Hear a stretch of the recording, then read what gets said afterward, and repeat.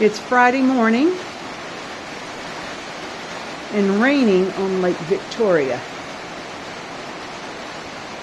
This is our day to go to Kaliro Village. So far the rain has not moved inland, but if it does, it will make travel to the village nearly impossible. The power goes on and off. I have a praise.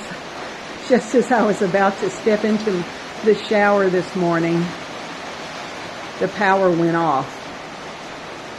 Had it been 2 minutes later, I would have already been in and been wet. But as it was, I delayed my shower. The power came back on eventually, and I was able to have warm water to wash my hair. So that was a blessing.